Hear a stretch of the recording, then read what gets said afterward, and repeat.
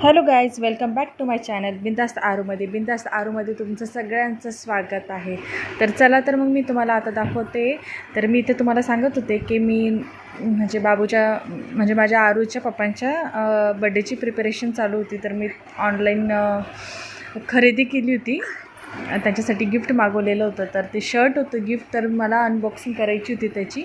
पण मी त्याआधीच केलेली होती, कारण की ना ते 7 दिवसाची पॉलिसी असल्यामुळे म्हटलं त्यांना आवडतं की नाही आवडतं, त्यामुळे मी व्यवस्थित चेक केलं. आणि 7 दिवसाची रिटर्न पॉलिसी असल्यामुळे मला लवकर ते ओपन करावं लागलं. तर चला तर मग मी तुम्हाला दाखवते आता की तो शर्ट कसा आलेला होता. तर मी तर तेच सांगते तुम्हाला डिटेल्समध्ये की कसं मी ऑर्डर केलं होतं, काय ऑर्डर केलं होतं, कसं चूज केला मी. मला म्हणजे त्यांचं माहिती आहे की त्यांना कोणता कलर आवडतो, काय आवडतो, त्यांना कसं पाहिजे. तर मी इथे तेच सांगत होते.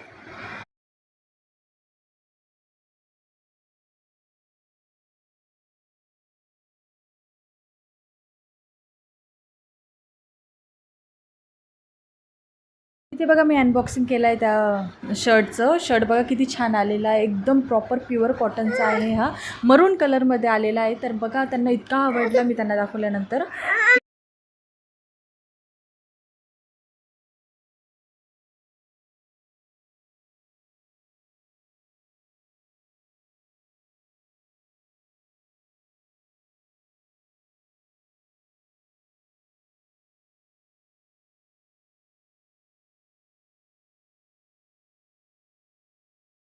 इथे दुसऱ्या दिवशी बघा मी सकाळी उठून बघत होते की भाजीपाला काहीच नव्हता. तर मी पहिले आधी लेकरांना चहा, बिस्किट, सॅरेलॅक वगैरे बनवून दिलं होतं. मग इथे मी स्वतःसाठी चहा ठेवला आणि चहा उकळत असताना मग मी थोडंसं प्रणीतच्या डब्याची तयारी केली.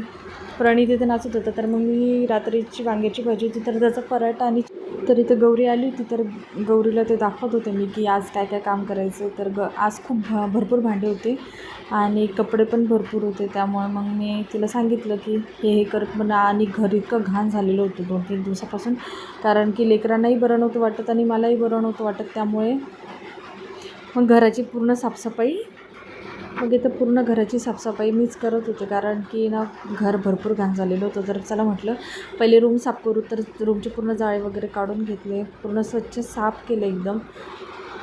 आणि पूर्ण वास येत होता असा कुंभटसारखा. तर पूर्ण फ्रेश केलं मी पूर्ण रूम. तर बघा तर मी कशी साफ करत होते सगळं काही. तरी ते बाळ आणि बाबू बाहेर खेळत होता, त्याच्यामुळे म्हटलं की चला लवकर आपण साफसफाई करून घेऊया.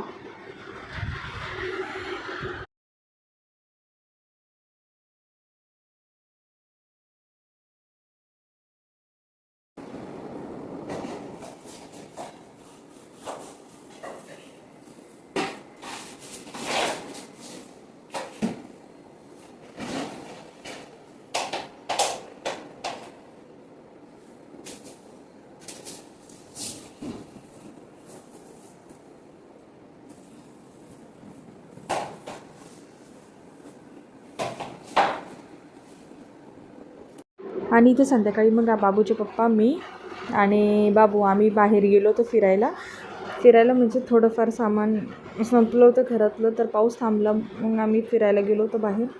त्याला काही बुक्स आणि पेन्सिल शॉर्पनर घ्यायचं होतं, तर ते घ्यायला गेलो.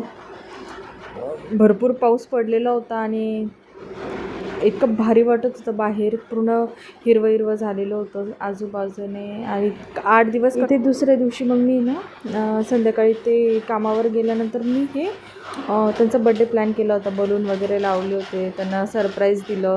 खूप खुश झाले. आणि बाबू ते पण खूप म्हणजे इतके भारी खेळत होते या बलूनसोबत.